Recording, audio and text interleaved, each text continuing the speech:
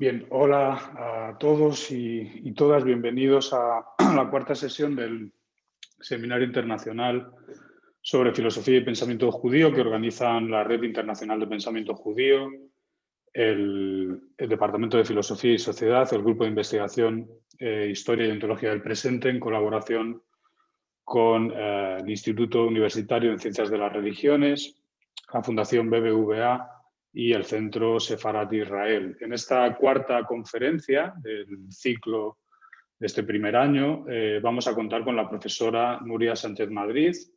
Nuria es profesora titular en el Departamento de Filosofía y Sociedad de la Complutense, especialista en pensamiento alemán clásico, en pensamiento contemporáneo y en historia de las ideas políticas, en especial diría que en Kant y en Hannah Arendt, que es de quien precisamente nos hablará hoy. Dirige el grupo de investigación Normatividad, Emociones, Discurso y Sociedad y junto con Pablo López el proyecto de investigación Precariedad Laboral, Cuerpo y Vida Dañada, una investigación de filosofía social. En el día de hoy nos hablará de Hannah Arendt, una autora sobre la cual ha editado el volumen colectivo Hannah Arendt y la literatura. El título de su conferencia es Federalismo e Identidad Nacional, Hannah Arendt sobre el proyecto político del pueblo judío. Nuria, te doy las gracias por participar en este ciclo de conferencias y tienes la palabra, por supuesto. Buenas tardes a todos, a todas. Muchísimas gracias, Roberto, por la presentación, por la invitación. La verdad es que es un placer y un honor, sobre todo, ¿no?, para mí intervenir en este ciclo.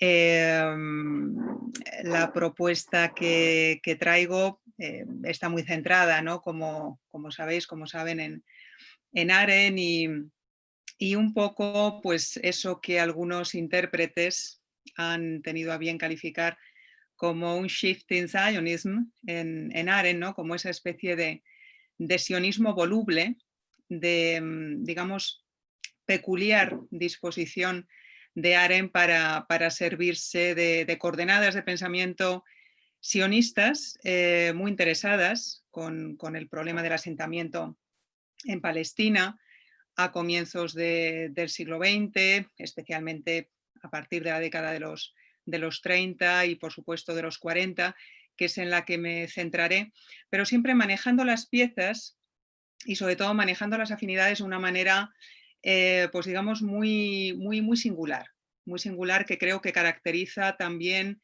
el acercamiento de Arendt a la cuestión judía, ¿no? No es una autora que me parezca cómoda, sino más bien lo contrario, para abordar seguramente este tema, esta cuestión, pero precisamente por ello, es decir, por digamos, esa facilidad con la que Arendt se escapa de los lugares comunes y de los tópicos de la época, especialmente, precisamente por ello creo que merece la pena detenerse en sus textos, en sus posiciones, en sus planteamientos, en la manera en que Arendt aborda, por ejemplo, pues, digamos las posiciones, ¿no?, derivadas dentro del sionismo y en el ámbito de la política, digamos, judía activa en Palestina en los años 40, pues a partir de la conferencia de Bilmore, ¿no?, que para ella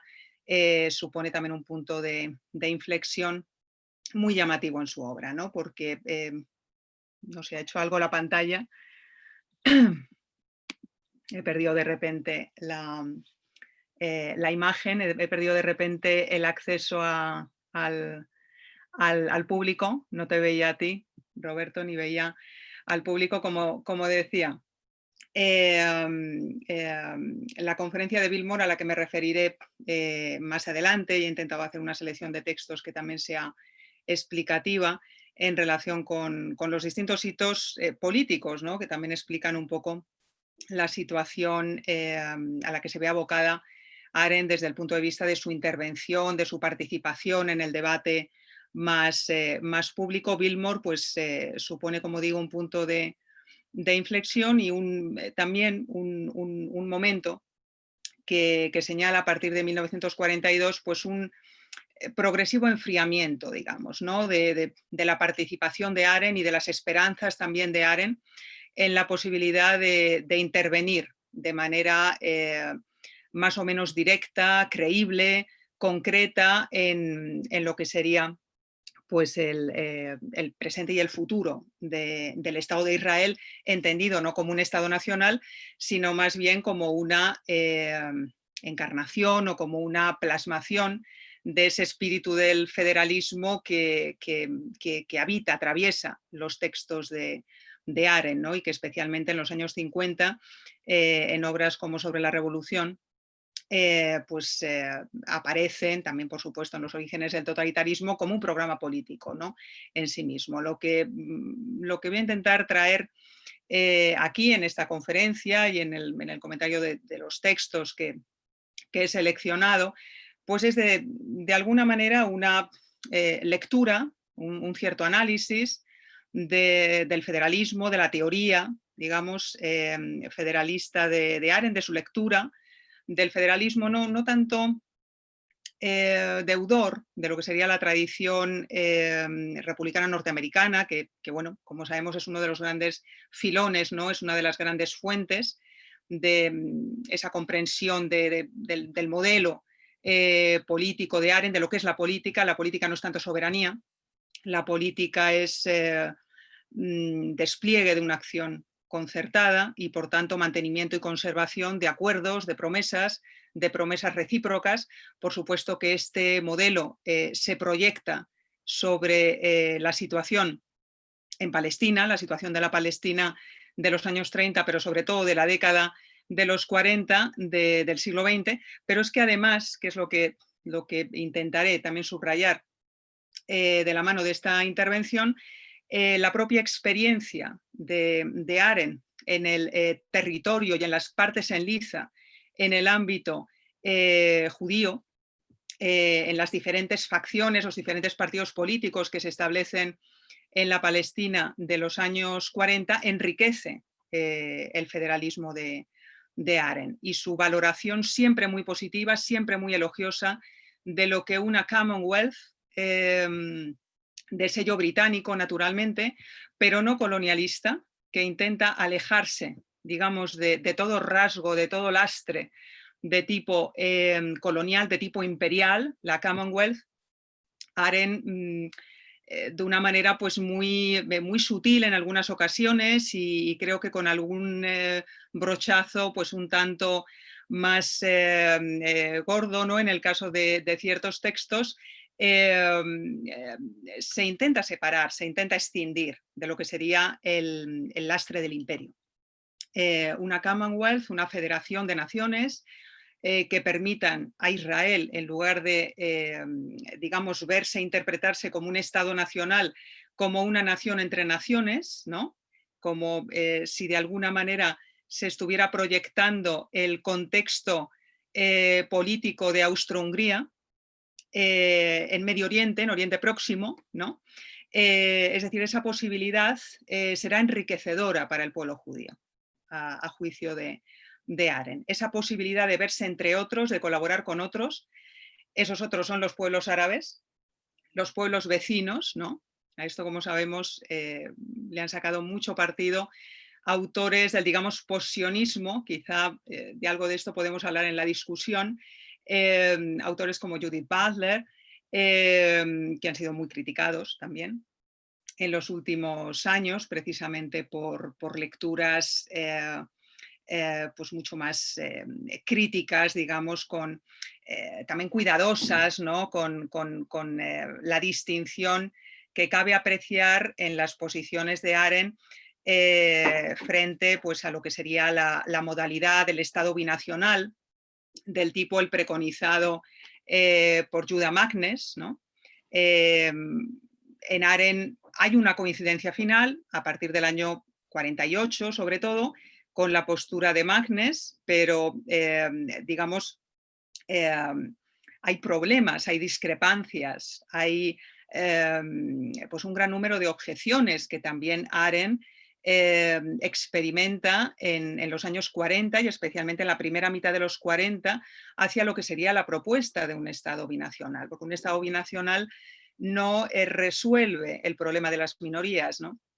Que como es bien sabido, en el caso de Arendt, pues se traduce en una de sus bestias negras, ¿no? en el ámbito de la teoría política, mientras que los estados o la fundación de posibles estados siga tratando a determinados grupos sociales, grupos culturales, grupos religiosos, grupos diferentes con respecto al hegemónico, con respecto, digamos, al que impone la normatividad social, la normatividad civil, mientras que se siga tratando a esas minorías precisamente como minorías, es decir, si se las trata jurídicamente como minorías, es imposible que encontremos el tipo de tejido horizontal, colaborativo, cooperativo, ese tejido desplegado sobre la revolución en territorio ya, por supuesto, norteamericano, es decir, hablando de Estados Unidos y de la cultura política de Estados Unidos,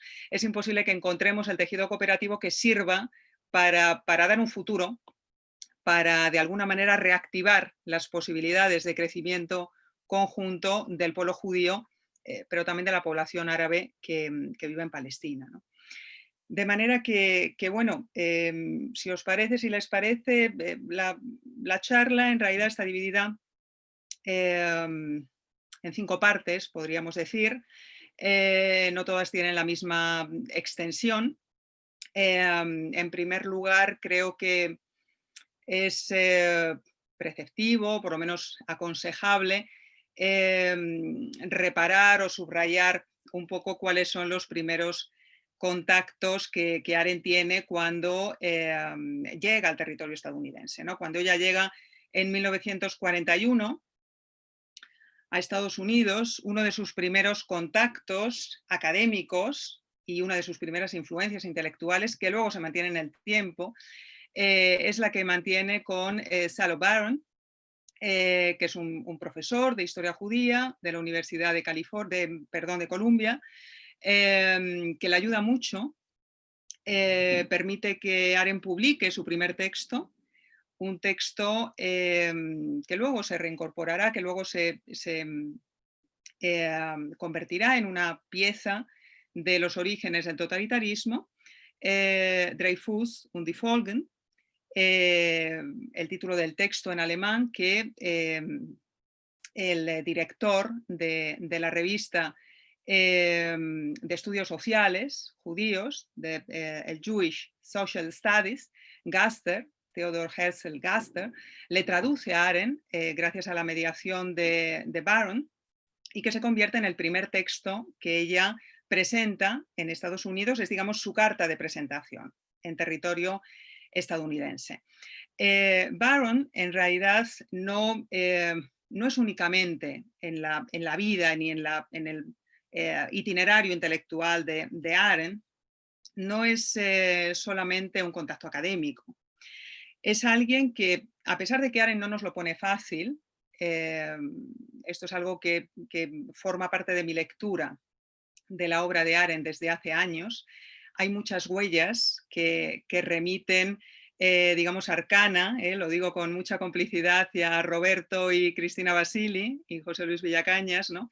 Hay una enorme fuente, hay un filón de arcana en los textos de Arendt que señalan en dirección de autores como Weber, Villacañas, Ángel Prior, que solemos referirnos a él en el mejor de los casos, ¿no? Elisabeth Jan Bruhl es pues una de las fuentes seguramente más atendibles para acceder al tipo de vida, digamos, al espacio intelectual al que se dirige Arendt, ¿no? Tras su llegada a los Estados Unidos. En el mejor de los casos lo vemos como un mediador, pero en realidad con esta figura tenemos delante, o de la mano de esta figura, podemos penetrar pues, en un espacio que para el Aren de los 40 será fundamental, como es el espacio del partido Ihud, el partido fundado por Judah Magnes, el partido, digamos, defensor del binacionalismo, que constituye su especificidad frente al discurso defendido por Ben Gurión, de Estado nacional, Estado autónomo. El Ihud, digamos, no nace de la nada, no es una creación espontánea y absoluta, sino que tiene raíces, y esas raíces están en el movimiento Brit Shalom, un movimiento del que forma parte Barron, como también forma parte Martin Buber, como también forma parte Morris Cohen, un movimiento que se caracteriza por defender ya desde el año 24, se mantiene del año 24 al 33, si no recuerdo mal, se caracteriza desde sus inicios por preconizar, por intentar cultivar y fomentar una mirada, digamos, cooperativa. Una mirada cooperativa entre los pueblos judío y árabes en plural, es decir, plantea una conciencia, una óptica pasiva, digamos, muy virtuosa acerca de que el pueblo judío es un pueblo rodeado, pero no rodeado de enemigos, sino rodeado de cohabitantes, ¿no? Aquí de nuevo nos vemos cerca, próximos, ¿no? A un concepto que Butler también utilizará con mucho provecho, ¿no? Eso de que existir y existir como pueblo siempre nos aboca y nos enfrenta a algo que nos puede gustar o no. Pero es que tenemos vecinos, ¿no? Que tenemos grupos sociales, otros pueblos, otras comunidades al lado, cuya cohabitación con nosotros no es elegida, pero está ahí. Es decir, es un dato de hecho del que tenemos que tomar conciencia, ¿no? Y del que tenemos que dar cuenta. Me parece que esa posición de Barron, es decir, esa voluntad, digamos, de tejer, en el fondo hacer tejido entre el pueblo judío y los pueblos árabes en la propia, digamos, la población árabe de la propia Palestina, pero también en la vecindad, ¿no? En Oriente Próximo, es una idea que cala de una manera muy, muy profunda en Aren. Es decir, es digamos, una afinidad teórica y conceptual, pero en el fondo también, aunque a Aren esto le gustaba muy, muy poco, ¿no? Hay una cierta disposición afectiva ahí en el fondo, digamos, de esa mirada, de esa manera de enfrentarse a los otros, que en Aren persiste a lo largo del tiempo, se mantiene a lo largo de su obra, ¿no? Citar a Barron como una pieza fundamental para la llegada o a partir de la llegada de Arendt a Estados Unidos es, digamos, una información o un dato de tan obligada referencia como mencionar a un autor, Otto Bauer, que Arendt cita, menciona, pero absolutamente de pasada, en notas a pie de página, en los orígenes del totalitarismo, en la monumental Los orígenes del totalitarismo, autor de La cuestión de las nacionalidades y la socialdemocracia, un austromarxista, como también lo será Otto Neurath, alguien que se caracteriza por algo que en Arendt veremos con bastante fuerza en los textos de los años 40, a saber, la concepción de Austro-Hungría, la concepción, digamos, del orden político que viene después de la caída de la Cacania musiliana, ¿no? En los términos de una coexistencia y convivencia, por supuesto, de grupos étnicos, culturales, religiosos distintos, pero que sin embargo están amparados bajo un mismo paraguas nacional. Están tutelados bajo una misma unidad desde el punto de vista jurídico y político. Es decir, la multiplicidad, la cuadratura del círculo mediante la cual se consigue que la multiplicidad se sienta cómoda en una unidad que se entiende a sí misma como federal, ¿no? Esa sería la figura más deseable que, a juicio de Bauer, digamos, encarnaría Austro-Hungría y sería, digamos, el deber, la tarea de la socialdemocracia, volverla una realidad persistente, una realidad que se mantiene en el tiempo. Y Arendt, como digo, a pesar de que no cita a Bauer de manera expresa, más que en esas notas a pie en que menciona la obra de 1907, ¿no? De la cuestión de las nacionalidades y la socialdemocracia, una obra, por otra parte, con una extensión de conocimiento indiscutible en la época, en toda la primera mitad del siglo XX y desde luego en los años en que Arendt publica los famosos artículos en Aufbau, no digamos, no da cuenta, no da cuenta de una manera, pues digamos, franca de la importancia que la posición de Bauer tiene en sus propios textos, pero sin embargo su idea de la federación parece tremendamente próxima y afín a lo que entiende por federación Bauer, ¿no? De manera que tanto Brit Shalom, por un lado, tanto el Baron de Brit Shalom, incluyendo en esa influencia también, por supuesto, a Buber, a Martin Buber, como, digamos, la visión federalista de Bauer, me parecen dos fuentes que vendrían a enriquecer esa mirada que normalmente dirigimos al federalismo de Arendt, donde sostenemos Arendt sufrió el hechizo de la tradición federalista norteamericana, Arendt sufre el hechizo de Tocqueville, digamos, queda absolutamente deslumbrada por la capacidad para integrar diferentes grupos étnicos, culturales, religiosos, nacionalidades distintas por parte de esa creación política que es Estados Unidos y precisamente por ese hechizo, digamos, no es capaz de beber de otras fuentes. Me parece que eso no es así, aunque como digo, Arendt no lo pone fácil. Es una autora, digamos, un tanto correosa en ese sentido, ¿no?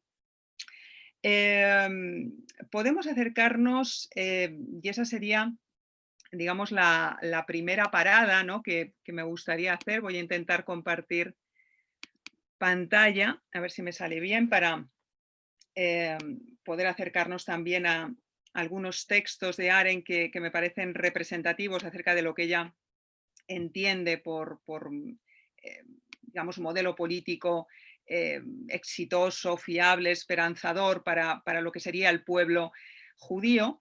En primer lugar, a tres textos que nos llevan de noviembre del 41 hasta la primavera del 42. Son textos que Arendt publica en un periódico que se llama Aufbau, es decir, algo parecido a Construcción, ¿no? Es un periódico fundado no en los 40, sino en el año 24 por emigrados alemanes en Estados Unidos que tienen una voluntad, digamos, de unión cultural, fundamentalmente, ¿no?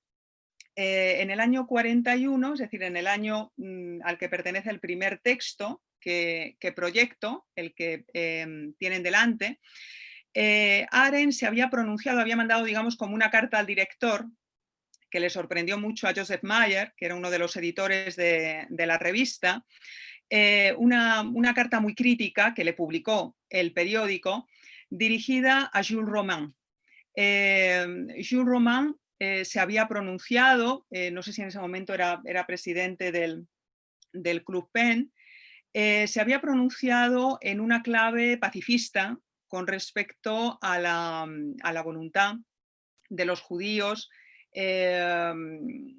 pues para actuar, digamos, como una parte activa, ¿no? en la Segunda Guerra Mundial.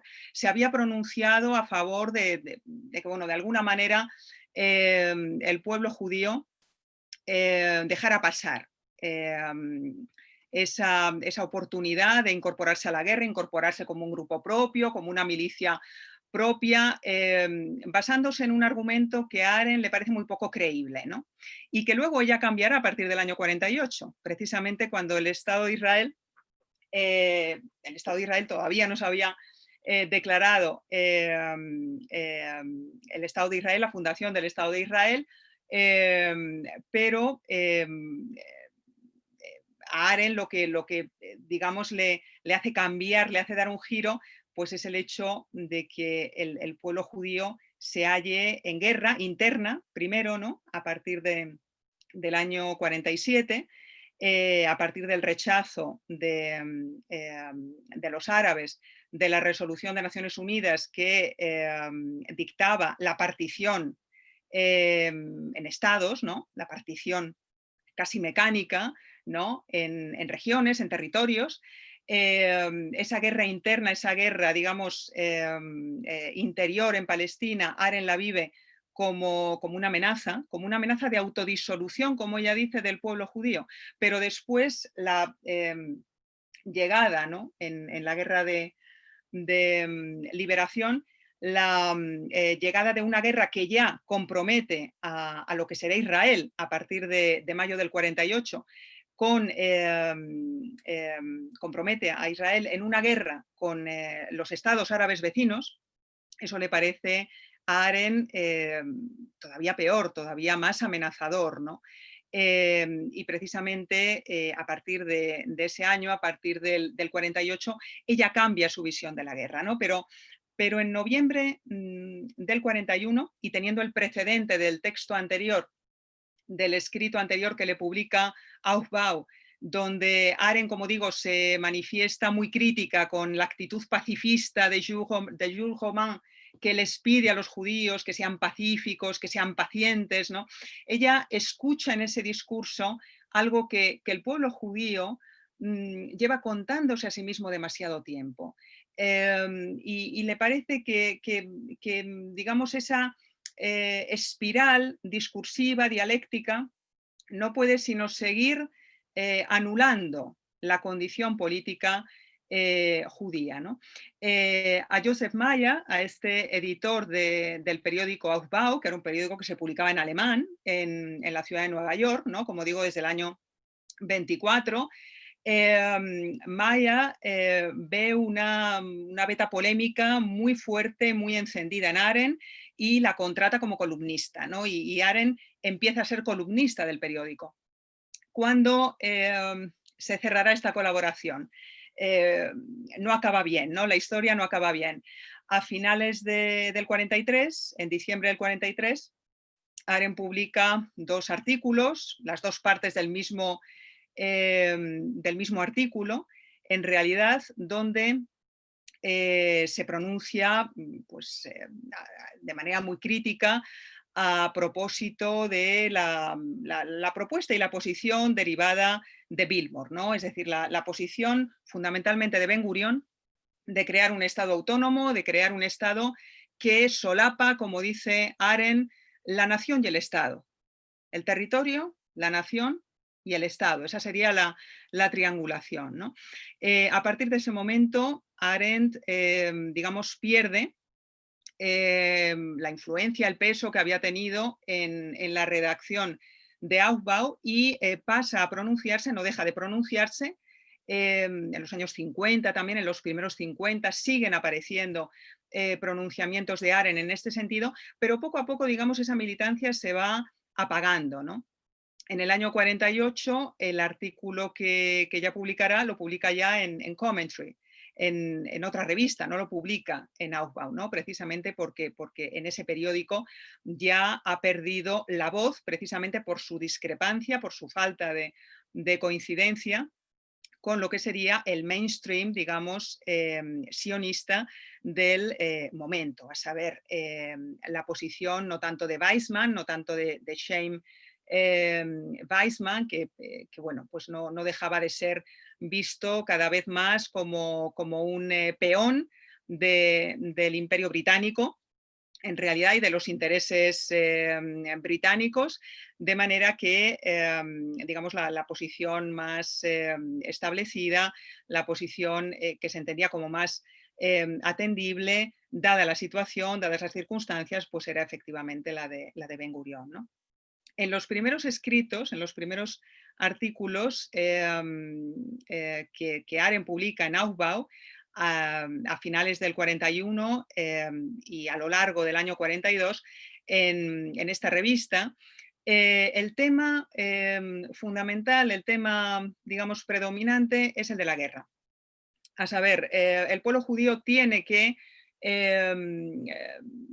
aparecer en la Segunda Guerra Mundial, tiene que comparecer en esa contienda como una parte específica. Es decir, el pueblo judío tiene que manifestarse en ese conflicto. Y si no lo hace, nadie lo hará por él, o mejor dicho, se le condenará a convertirse en una pieza subalterna, ¿no? Esa subalternidad, esa pasividad, es algo visto por Arendt como una merma de la propia condición política y como algo que ha destruido ya mucho al pueblo judío, que ha mermado enormemente sus posibilidades políticas, ¿no?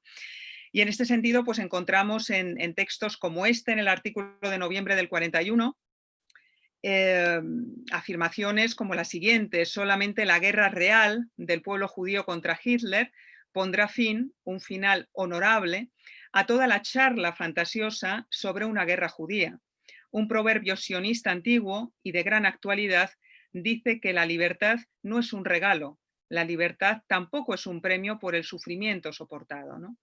Y un poco más abajo, la guerra es un asunto demasiado serio, citando al admirado Clemenceau de Arendt, ¿no? A partir de su actuación en el caso Dreyfus, como para dejárselo a los generales. La guerra es un asunto demasiado serio como para dejárselo a los generales. Bien, la existencia de un pueblo es sin lugar a dudas un asunto demasiado serio como para dejarlo en manos de los ricos, ¿no? En el artículo ya de la primavera del 42, Arendt sigue insistiendo en la necesidad de organizar un ejército judío. Hay que tener en cuenta que ella empieza a escribir precisamente cuando la negociación entre Gran Bretaña y la agencia judía precisamente encalla y fracasa finalmente. Desde el año 39 las dos instancias estaban negociando acerca de si era posible crear, armar o no a una milicia judía que se distinguiera de la británica, de la francesa, que permitiera esa independencia a nivel militar a los judíos, a pesar de no ser un Estado soberano, pero esa negociación, como digo, fracasa y ese es el momento, digamos, en el que Arendt se siente todavía más impelida a llamar la atención sobre lo que representa esta renuncia, sobre lo que trae consigo esta dejación, digamos, de funciones, ¿no? Por parte de lo que sería el pueblo judío.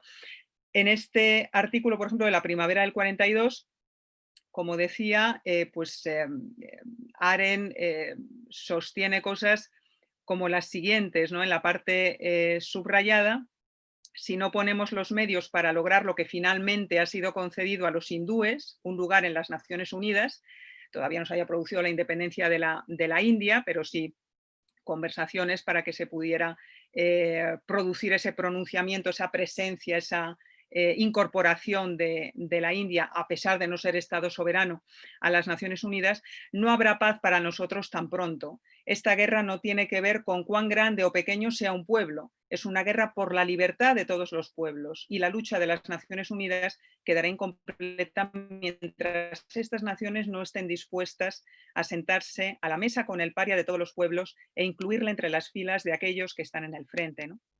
O en este último texto, ya del verano del 42, no lo voy a leer, pero me gustaría centrar mucho el mensaje que aquí Arendt está recogiendo.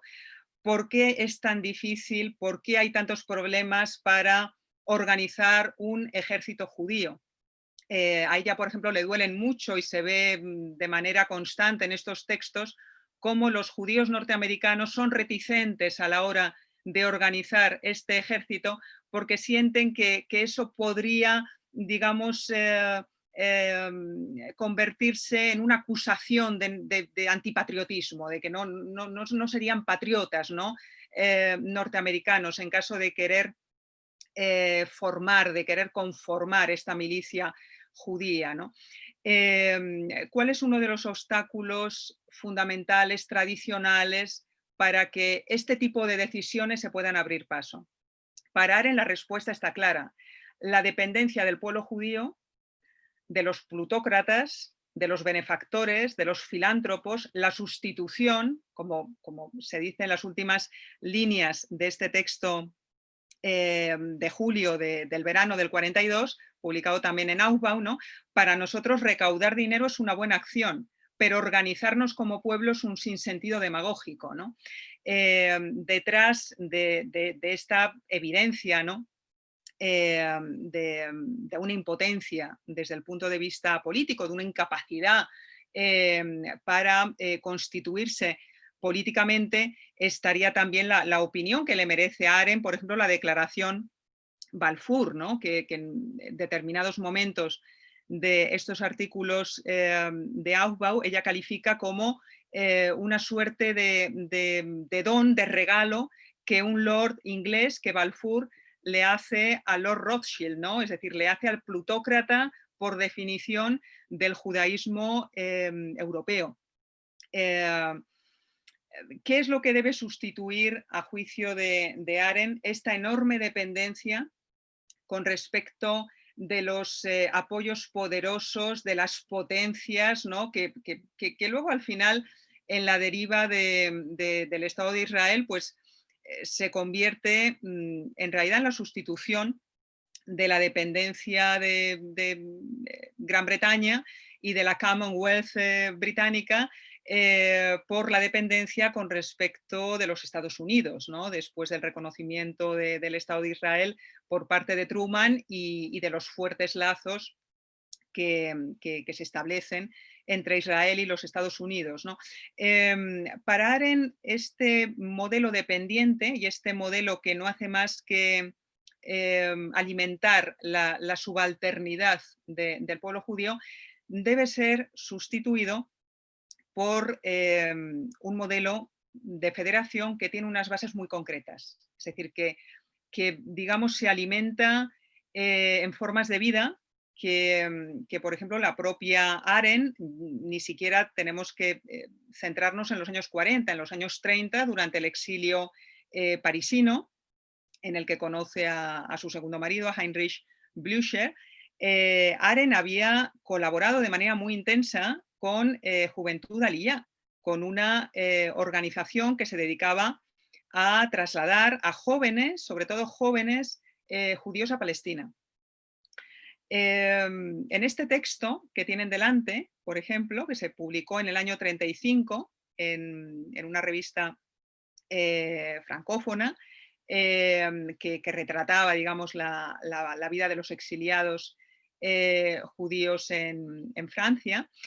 En este texto, Arendt se centra en, digamos, la operosidad, la tremenda actividad que caracteriza al tipo de vida que estos muchachos llevan cuando recalan, cuando llegan al territorio palestino. Trabajan, pero se divierten también, cantan juntos, es decir, viven una comunidad de manera tremendamente viva y activa por el modo en que viven, por el modo en que comparten, ¿no? En el título que he encabezado también, que he colocado, ¿no? como encabezamiento de este pasaje, me parecía que, bueno, de alguna manera la mirada tremendamente elogiosa y también emotiva, ¿no? Que no es muy habitual en Arendt, que dirige a estos jóvenes y a lo que les espera cuando lleguen a Palestina, tenía un poco detrás el aire de ese dictum, ¿no? griego, que Arendt no identifica ni con Tucídides ni con Solón, pero sí con la polis, ateniense y con el espíritu político de la polis ateniense, ¿no? Eso que decían los atenienses a los fundadores de colonias en Asia Menor o en la Magna Grecia, ¿no? A cualquier parte que vayáis seréis una polis, ¿no? De alguna manera la relación que Aren mantiene con estos jóvenes, o el retrato, la semblanza que da de ellos, nos los presenta un poco en esa situación.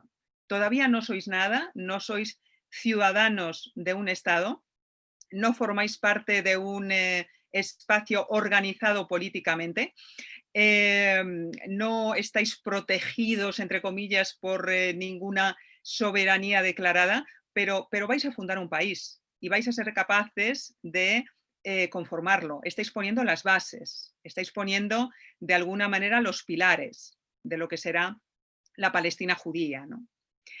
Ya en esta segunda parte, de la mano de los textos, ¿no?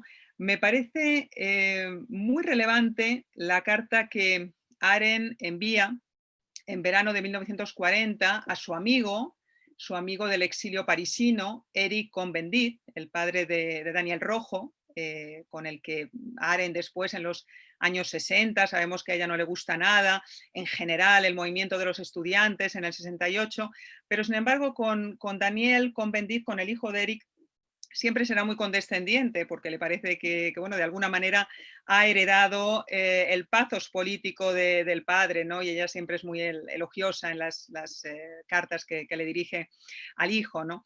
Y con Eric, con este abogado judío, digamos que el diferendo principal que mantiene Aren es una falta de entendimiento, de comprensión de lo que significa la Commonwealth, como decía antes, ¿no? A la que me refería antes. Es decir, la Commonwealth no debe ser algo así como una invitación a perpetuar el colonialismo, eso sería de algún modo pues un fracaso, el peor de los fracasos, ¿no? Sino que más bien es la única solución posible si queremos abandonar la dialéctica de mayorías-minorías.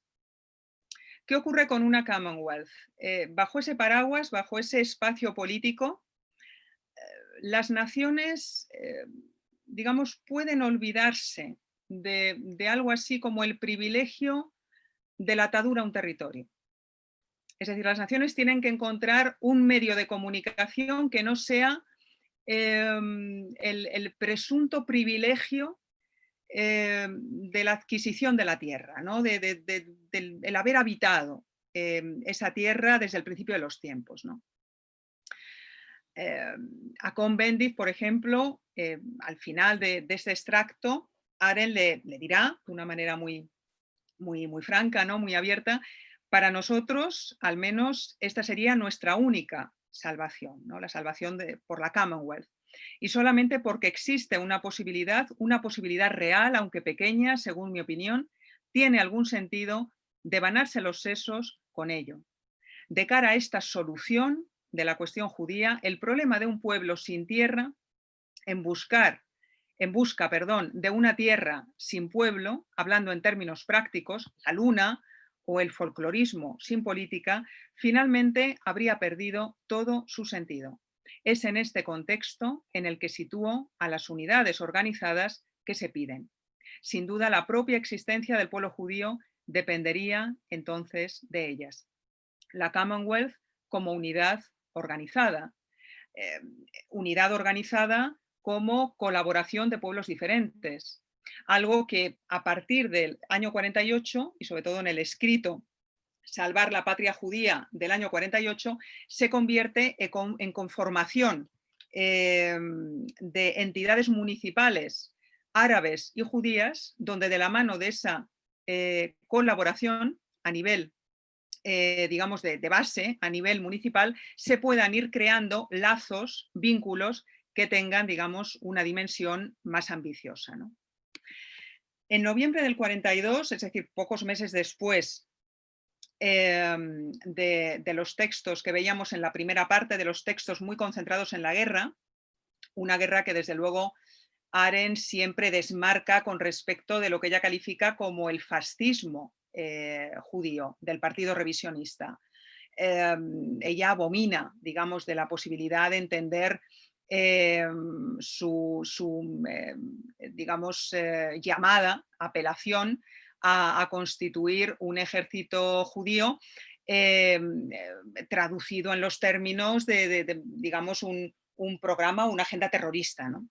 Eso me parece también un matiz importante porque para Arendt es absolutamente central subrayar esa diferencia, ¿no? De hecho, a mediados del 42 ella publica en Aufbau un artículo en el que expresamente condena ese fascismo judío, lo que ella califica como fascismo judío, por el tipo de organización social y política que están preconizando esas voces, ¿no?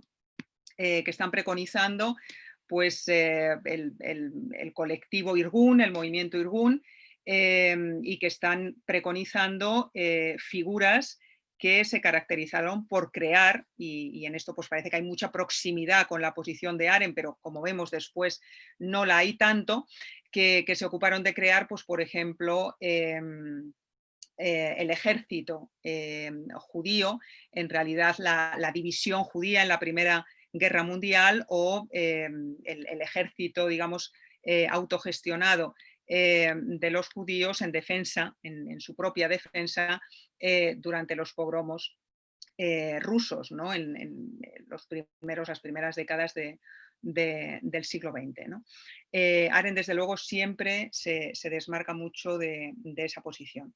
Ya en noviembre del 42, y aquí es importante señalar que claro, el interlocutor, o lo que marca, mejor dicho, la argumentación es la conferencia de Bilmore, ¿no?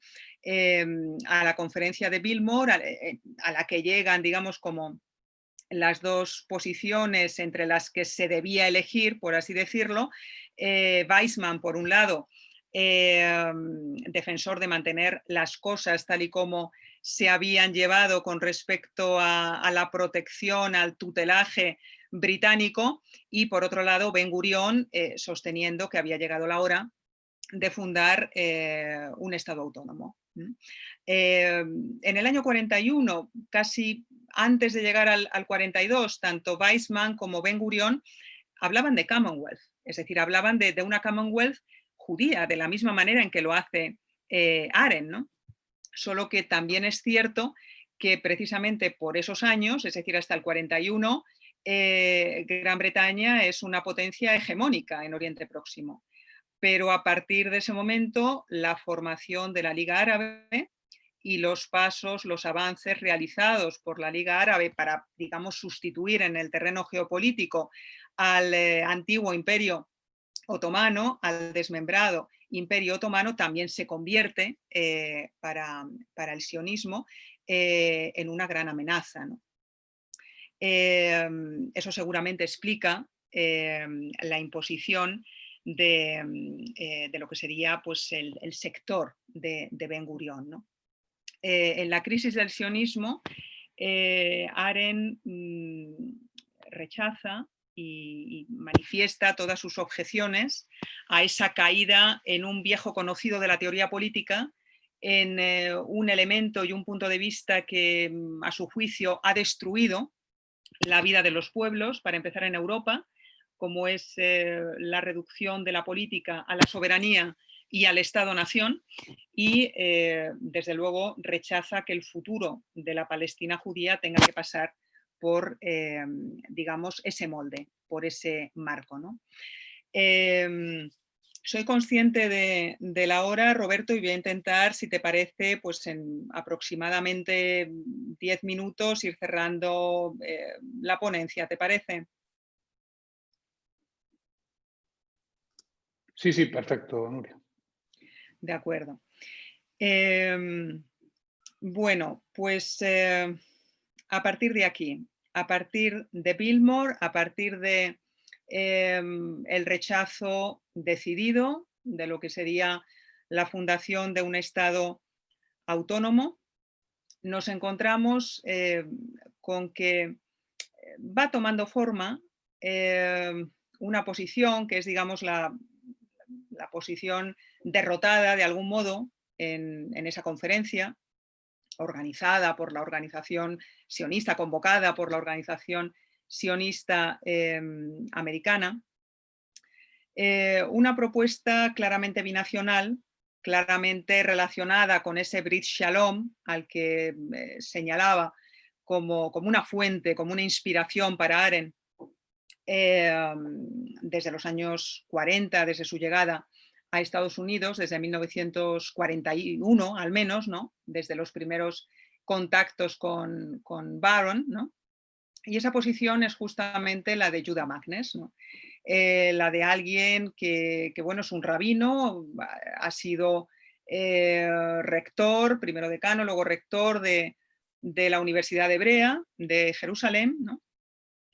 Y, digamos, representa, se vuelve referente de una posición que además se encarna en el partido Ihud, que organiza con Buba y con Scholz y bueno, que se convierte de algún modo en una respuesta muy decidida a la visión, digamos, más Estado-nación, Estado único, defendida por Ben Gurión, ¿no? Arendt, digamos, en este momento tiene para todos. Quiero decir, tiene para Ben Gurión, porque Ben Gurión, por ejemplo, en este texto 3, no lo vemos expresamente porque vemos la crítica dirigida a Magnes, pero en este mismo artículo y en artículos anteriores en Puede resolverse el problema árabe-judío, pero como digo, también en otros textos, Arendt se refiere a lo que, digamos, le impide abrazar la posición de Ben Gurión. A saber, le impide abrazar esa opinión saber que la población árabe de Palestina va a ser declarada minoría jurídica. Van a ser tratados los árabes de Palestina como ciudadanos de segunda categoría. Y eso no lo puede asumir como precio político, como precio de la propia emancipación, ningún paria consciente, por ser coherentes con el legado de Bernard Lassalle, ¿no? Eso es propio de un parvenu, pero no es propio de un paria consciente, ¿no? Sería rechazar un legado espiritual, pero también político, que para Arendt es muy preciado. ¿Cuál es el problema que nos presenta este extracto del texto 3? El problema de la solución binacional de Magnes. Bueno, pues el problema fundamental ahí es que, por un lado, a ver, hay virtudes, es decir, la virtud es la posibilidad de que Palestina, de que la Palestina judía se confedere con un grupo de comunidades árabes, ¿no? Es decir, hay una cierta, hay un cierto mantenimiento, hay una cierta conservación de lo que sería el modelo de la Commonwealth. Pero claro, el modelo de la Commonwealth lo impone una federación árabe que, digamos, hace correr el riesgo al pueblo judío de ser declarados minoría dentro de esa federación. Arendt no deja de ver esta deriva como un riesgo y como un riesgo que puede salir muy caro al pueblo judío. De manera que también lo rechaza y vuelve a insistir en la necesidad de que Palestina se vea incorporada en el fondo a lo que sería una federación de estados europeos. Es decir, no está preconizando la Unión Europea, ¿no? Hannah Arendt, en efecto, otro de los arcana, digamos, de su pensamiento, la relación que bueno, que ella mantiene, digamos, con autores muy destacados del nacimiento de la Unión Europea, con autores, digamos, clave del europeísmo. Ella no expresamente, digamos, no nos da demasiados referentes acerca de de esas influencias, pero sin embargo una lectura atenta de sus textos y pone de manifiesto que ella está mirando a Europa, está mirando a la posibilidad de unirse los diferentes pueblos europeos, porque ella es una judía europea por encima de todo, ¿no? Más que una judía norteamericana de adopción, y eso influye de manera muy relevante, muy notable en su pensamiento y en la manera en que ordena sus ideas, ¿no?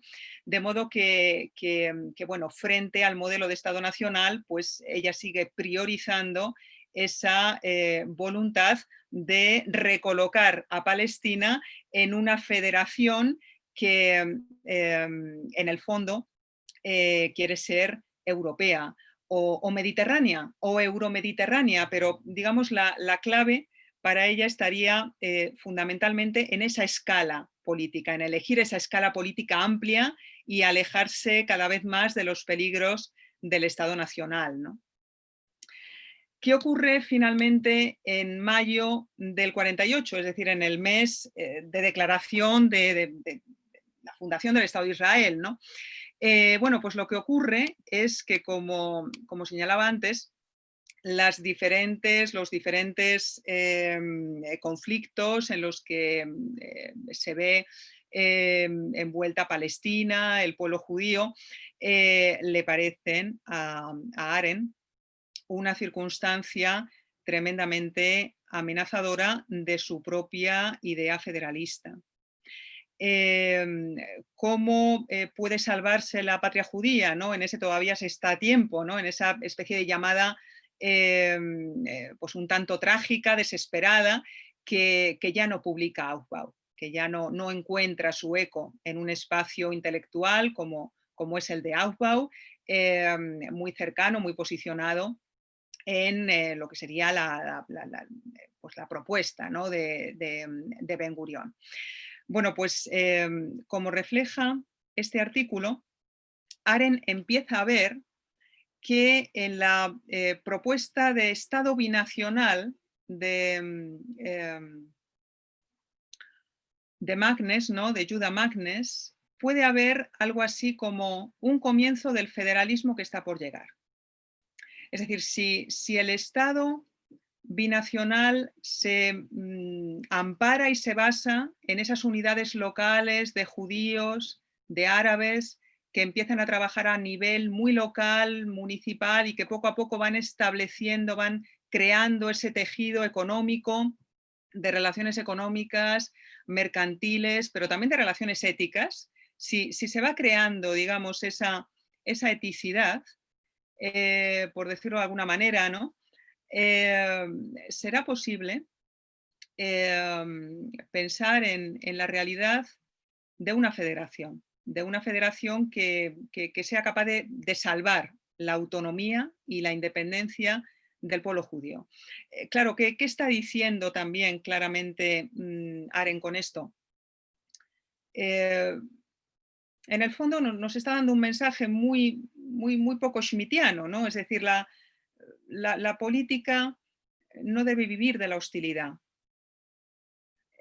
Eso es el antisemitismo, eso es el sionismo que se alimenta del antisemitismo, que piensa, como sostiene Arendt a veces, frente a sus amigos sionistas, frente al propio Kurt Blumenfeld, por ejemplo, del que no hemos hablado en esta ponencia, pero que es una de sus compañías sionistas principales, ¿no? Desde los años 20, desde una Arendt muy joven.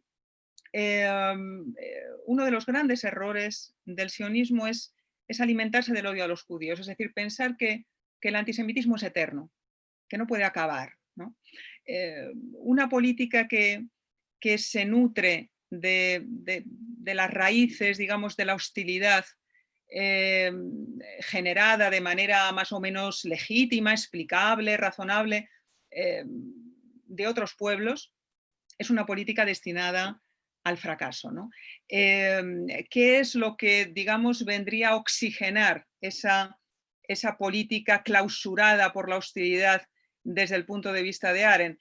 Pues precisamente esa ventilación, digamos, que permite la asunción de una Commonwealth, la asunción de una comunidad amplia, de una comunidad federal, donde lo que menos importa es quién llegó primero, lo que menos importa es quién es el nativo, lo que menos importa es quién tiene más o menos relaciones, vínculos naturales, entre comillas, con un territorio, ¿no?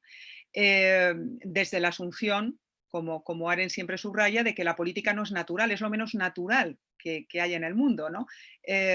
Por eso la política tiene tan pocos lazos en el fondo con el amor y con los afectos, en el sentido de que la política parte de la igualdad, se deriva de la igualdad y la igualdad siempre es, digamos, una obra de la comunidad humana y una apuesta de la comunidad humana, ¿no? Hay algo en este recorrido que he intentado traer aquí, que he intentado que fuera pues, en buena parte objetivo para dar un poco ese arco de reacciones, ¿no? que Arendt presenta antes y después de la conferencia de Biltmore y también de la conferencia de Pittsburgh del 40, que va digamos, poniendo las cosas más fáciles, ¿no? Desde el punto de vista de que Ben Gurión alcanzase la hegemonía y que el Estado-nación pues, realmente apareciera como el modelo político más adecuado, ¿no? Más creíble para la Palestina judía, ¿no?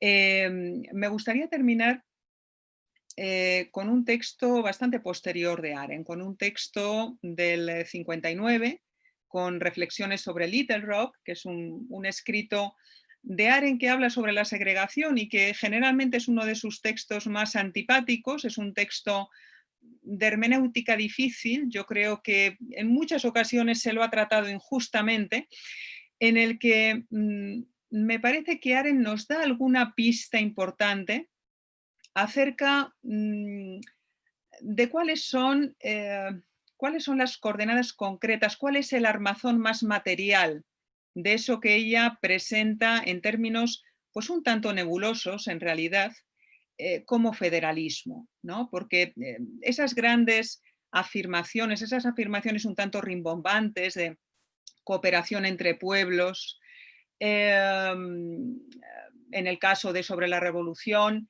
siempre tenemos ante la mirada pues esa llamada de atención al establecimiento de compromisos, de promesas mutuas, ¿no? No deja de haber algo de prosa grandilocuente en esa propuesta federalista de Arendt que le hace presentar ese modelo de organización política como realmente el más ajustado a la tierra, como el nomos de la tierra, ¿no? Como lo que casi como una orientación kantiana, cosmopolita, pues parece que está pidiendo a cada una de las naciones ser conscientes de lo que significa su condición terrestre, ¿no? Ser ambiciosas, ser de alguna manera conscientes de la tarea que implica, ¿no? Estar aquí, estar en la tierra, compartir con otros, cohabitar con otros, compartir con otros territorios y tener que organizarse con otros, ¿no? Para poder garantizar la propia supervivencia y para que la vida pues sea una vida mejor, ¿no? Sea una vida digna de ser vivida y sea una vida en bienestar, ¿no? El texto de Little Rock, que bueno, se escribe unos años después de la rebeldía, de la acción rebelde contra la segregación, de la acción performativa, por supuesto, de Rosa Parks, ¿no? en el 55, Arendt se manifiesta bastante crítica con la política estadounidense de reversión de la segregación social vigente en ese país, ¿no? Y especialmente agresiva en varios estados, ¿no? Para Arendt, la política de cuotas, la política de reunión, por ejemplo, en las escuelas de diferentes minorías étnicas, ¿no? Para empezar, es visto como una influencia muy negativa de la política, del espacio público, por tanto, en el espacio privado. Ella distingue pues, de la mano de esas categorías que como decía su amiga Mary McCarthy, pues, eran un poco su tendencia primera y su tendencia casi tomista, ¿no? Distingue con mucho cuidado entre la igualdad que concierne a la política y algo que presenta como discriminación. La discriminación es querer estar con los tuyos, querer pasar tus momentos de ocio, querer pasar los momentos de la filía en un sentido lessingiano, ¿no? El Lessing que tanto le interesa también a Arendt, ¿no? Querer disfrutar de, digamos, actividades que no tienen que ver con el trabajo, que no tienen que ver con la obligación, con personas que piensan como tú, que son como tú, que son de los tuyos de alguna manera, que pertenecen a tu comunidad. Cuando la discriminación agrede y agrede a otras comunidades, pues agrede cuando se convierte en normativa pública. Es decir, cuando no estamos hablando de con quién me voy a cenar o con quién juego al tenis o con quién voy al cine o con quién comparto un club, ¿no? Sino que lo que se establece es que determinados ciudadanos, por su color de piel, no pueden ocupar determinados asientos en un autobús, por ejemplo, ¿no?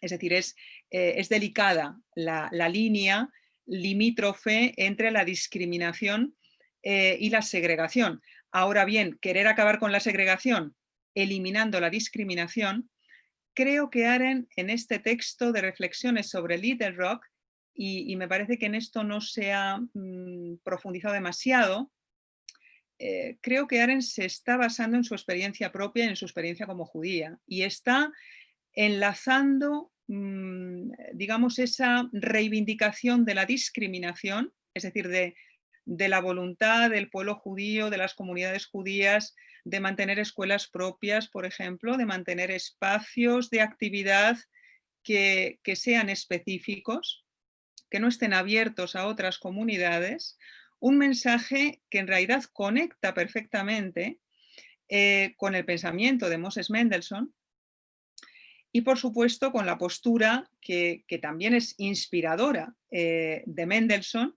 que llega a prologar la traducción alemana del texto al que me voy a referir, del texto de Menasseh ben Israel, Die Rettung der Juden, que traduce Marcus Hertz, otro estudiante, otro discípulo de Kant en el siglo XVIII, en el siglo de la Ilustración, ¿no? Esa ilustración judía.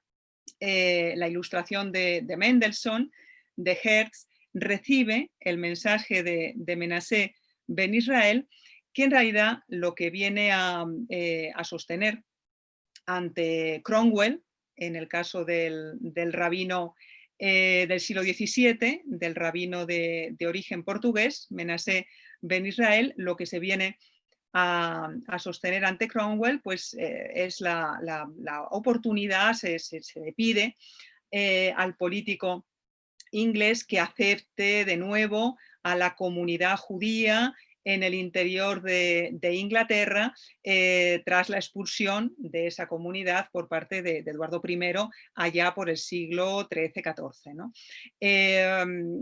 Cuando se anima a dar ese paso, en el caso de Ben Israel, a Cromwell, en el caso de Mendelssohn, y sobre todo en relación con el ensayo de Dom, ¿no? Con el que Mendelssohn, como sabemos, tiene mucho que ver sobre la mejora civil de los judíos. Cuando se da ese paso y se hace esa invitación, al mismo tiempo se está señalando algo muy importante, a saber que la integración de la comunidad judía en otra comunidad nacional, en una comunidad cristiana, por ejemplo, mayoritariamente cristiana, protestante, católica. Es decir, esa integración no debe convertirse en asimilación. Otro de los lugares más visitados del pensamiento de Arendt. La integración, de la misma manera que la colaboración, la cooperación con otros pueblos, no debe hacer pagar el precio al pueblo judío de asimilarse a otros. Es decir, es necesario que el pueblo judío mantenga distancias, resistencias frente a lo que sería esa mirada inquisitorial, digamos, tan católica, ese afán de transparencia, ¿no? bueno, pues ha derivado en pesadillas muy contemporáneas, ¿no? Que tienen que ver precisamente con esta voluntad de transparencia de los ánimos y de los espíritus, ¿no?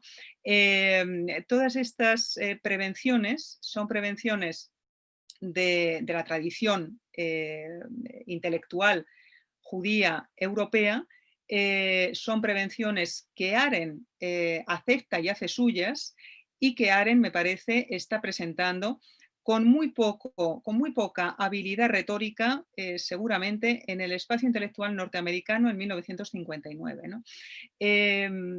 Quiero mencionar, porque bueno, ya que hablamos tanto de las sendas perdidas,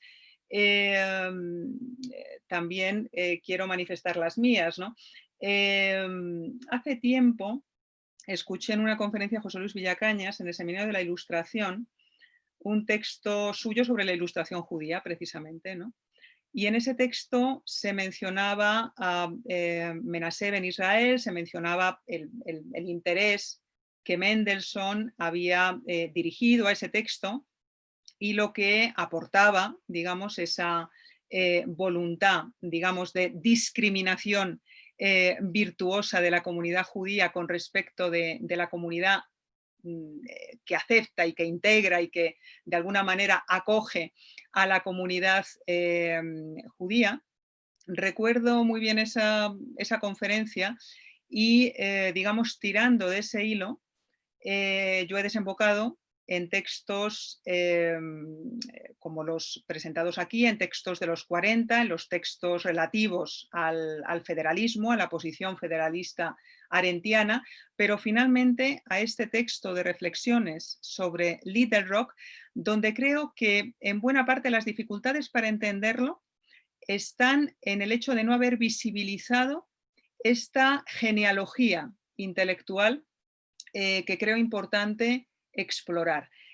Aren no está hablando aquí por ella misma únicamente, es decir, no está hablando una mujer europea, una judía alemana insensible ante los problemas de segregación racial en Estados Unidos, sino más bien alguien muy consciente de las formas de vida que han generado subjetividad, que han construido la subjetividad de su propio pueblo. Y esas formas de vida pasan por establecer esas distancias, por mantenerlas, por conservarlas y por, digamos, resistir a lo que sería una fusión completa, ¿no?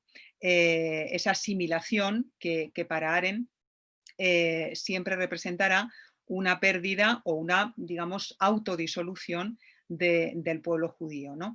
De manera que, bueno, quizá utilizando estas fuentes y no otras, es decir, desplazándonos un poco del territorio de sobre la revolución, que es un territorio, creo, muy visitado, estos escritos menos conocidos, más de intervención, más de una Aren que no depende tanto de la tradición clásica de la filosofía alemana, sino que realmente está colaborando con Aliyah, con Juventud Aliyah, en el París de los años 30, que está colaborando con Joseph Mayer, que se va con él a la conferencia de Billmore para levantar acta de la conferencia, para hacer un informe para Aufbau. Es decir, de la mano de estos textos que nos presentan a un Aren militante, a un Aren que interviene de modo muy activo en política, quizá ese cuerpo un poco desvaído, ese cuerpo un poco nebuloso, ¿no? De su teoría federalista, pues a lo mejor puede contar con unas fuentes judías, con unas fuentes mendelssohnianas, con unas fuentes que beben de este rabino de Menashe ben Israel, por lo menos en la misma medida en que beben del federalismo norteamericano y de los padres de la Norteamérica que ella tanto admira, ¿no? Y que le parece una obra política pues tan merecedora de elogios por su capacidad para, digamos, asumir y visibilizar políticamente a los diferentes, ¿no? Sin querer reunirlos bajo una unidad clausurante y poco oxigenante para quienes en el fondo son diferentes y no dejarán de serlo. Así que bueno, en realidad pues este era el recorrido un poco heterodoxo, ¿no? Que quería hacer por esas fuentes, ¿no? del federalismo arendtiano que si no estoy muy equivocada, pues merece la pena explorar y todavía están disponibles, ¿no? para seguir dándonos sorpresas. Creo que hay todavía bastante madera que cortar en estos textos y en la exposición de estas fuentes del pensamiento arendtiano, que en este sentido es muy agradecido. Muchas gracias por la atención.